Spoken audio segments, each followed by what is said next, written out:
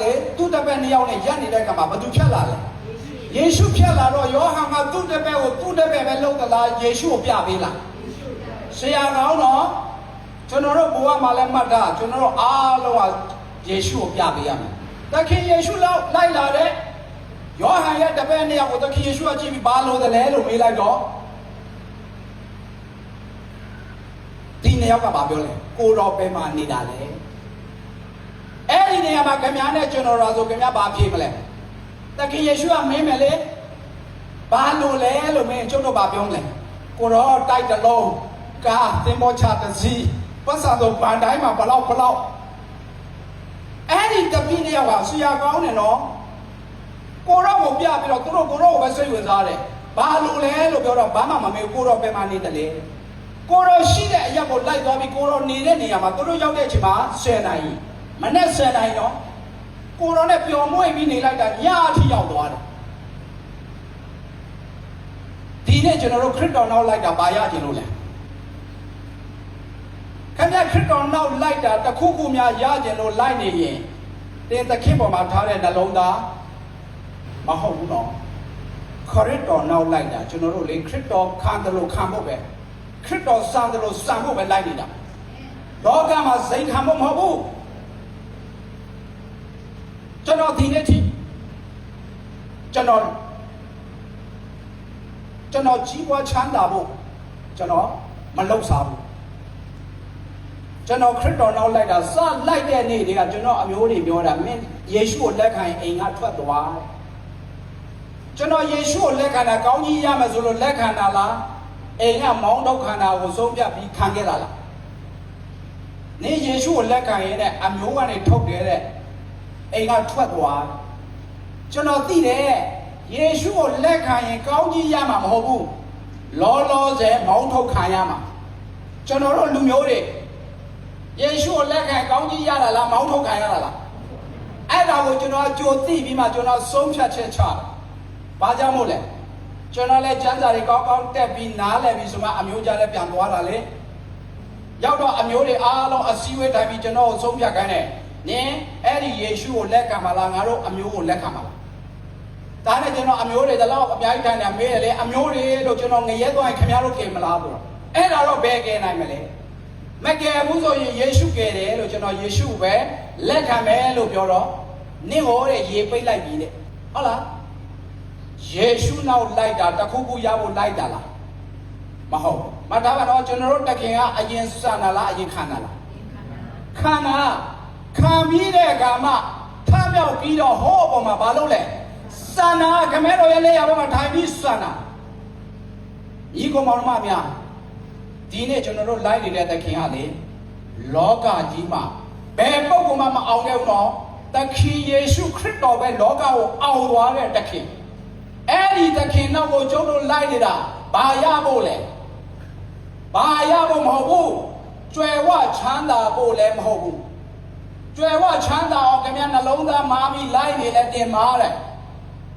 ကြွယ်ဝချမ်းသာဖို့ကအဓိကမဟုတ်ဘူးအဓိကကတင်ဟာထာဝရနဲ့ဆိုင်တဲ့သူမှလို့ရှိရင်ထာဝရကာလအတွက်တင်ဆိုင်ပြုဖို့လိုတယ်ဟုတ်လားခရစ်တော်နောက်လိုက်တဲ့အခါမှာအမျိုးမျိုးခံရတယ်ဟုတ်လားဒီမှာကျွန်တော်ဆရာငိုင်းထားလူသက်သိခံတယ်သူခရစ်တော်ကြောင့်14ချက်ရိုက်ခံရတယ်တဲ့အဲ့ဒါဘယ်သူနောက်လိုက်လို့လဲခရစ်တော်နောက်လိုက်လို့နော်အဲ့ဒါပတ်စံပေးဝယ်လို့ရလားမရဘူးပတ်စံပေးပြီးကျွန်တော်ရိုက်စမ်းပါလို့ပြောဟိုအာနန္ဒာနဲ့ရိုက်ရမှာမဟုတ်ဘူးအခုအာနန္ဒာနဲ့လားတကယ်ရိုက်တာလားတကယ်ရိုက်တာပတ်စံပေးဝယ်လို့မရတဲ့ထာဝရကောင်းကြီးမင်္ဂလာအဲ့ဒါပတ်စံပေးဝယ်လို့မရဘူးနော်အဲ့ဒါဘယ်သူနောက်လိုက်တာလဲ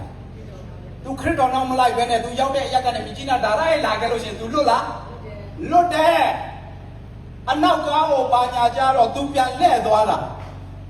ခရစ်တော်ရဲ့စိတ်သဘောထားခရစ်တော်နောက်လိုက်တဲ့သဘောထားရှိလို့ပြန်လိုက်သွားတော့ရိုက်ခံရလားရိုက်ခံရတယ်အဲ့ဒါကောင်းကြီးမင်္ဂလာပတ်စံနဲ့ဝယ်လို့မရတဲ့ကောင်းကြီးမင်္ဂလာတော့မှတ်ထားအဲ့ဒါကိုကောင်းကြီးခေါ်တယ်ကျွန်တော်တို့ပတ်စံရရင်ဘာရတယ်ပြောလဲ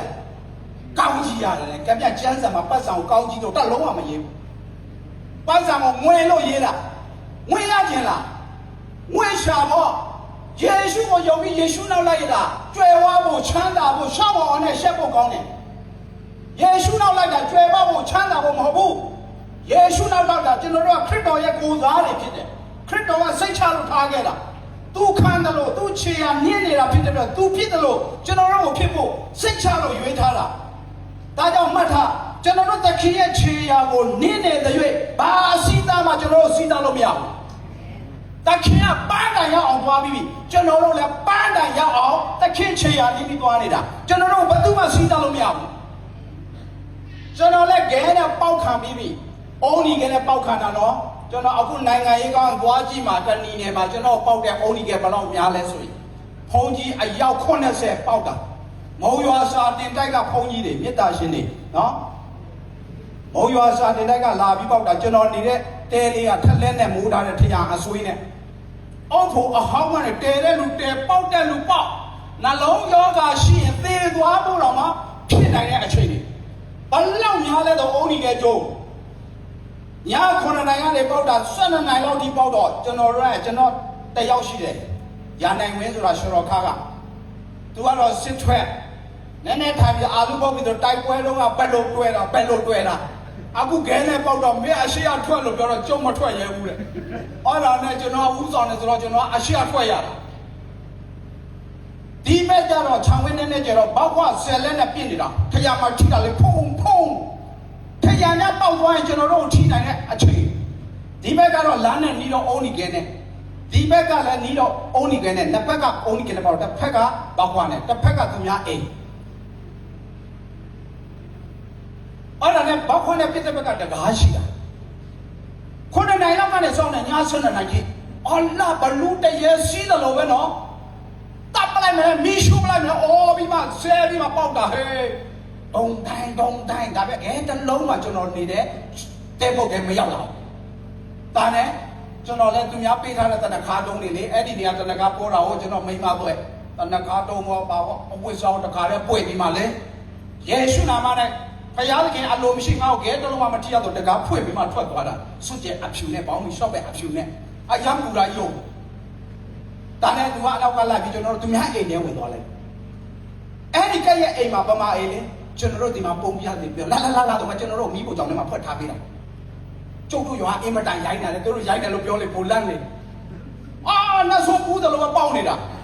ဒါနဲ့အဲ့ဒီရွာမှာပြောင်းနေတဲ့ဗမာတွေကလေကျွန်တော်တို့နှစ်ယောက်ကိုညမှာလိုက်ရှာပြီးမှငိုကြတာလာသာကြီးတယ်လေငိုပြီးမှကျွန်တော်တို့ကိုရွာကနေတဏှာကြီးလောက်ဝေးတဲ့ခကြီးရောဓာတ်တွေတုတ်တွေနဲ့သူတို့ကွဲကာပြီးကျွန်တော်တို့ကိုနှစ်ယောက်ကိုရွာနဲ့တဏှာဝေးတယ်ရေရမ်းတော့ချင်တာပြေးရတာဟဲမပွေးတဲ့လောက်ပေါ်တာမပွေးတော့မပဲသားနေမှမသိဘူးထက်တော်ထဲမှာပြေးတာတဏှာဝေးတဲ့နေရာမှာချောင်းရှိတယ်တဲ့သဲချောင်းနဲ့ဝမ်းသာလိုက်တာသဲချောင်းရောက်တော့ရေတောက်ရပြီတော့ဘယ်ဟုတ်လဲသဲချောင်းရောက်တော့သဲတောင်ပြင်းကြီးလေမိုးရွာတဲ့ကမှရေလေးဖြတ်စီးတဲ့အမျိုးသဲချောင်းလေညတနားရောက်အဲ့မှာရောက်တော့ရေမတောက်ရ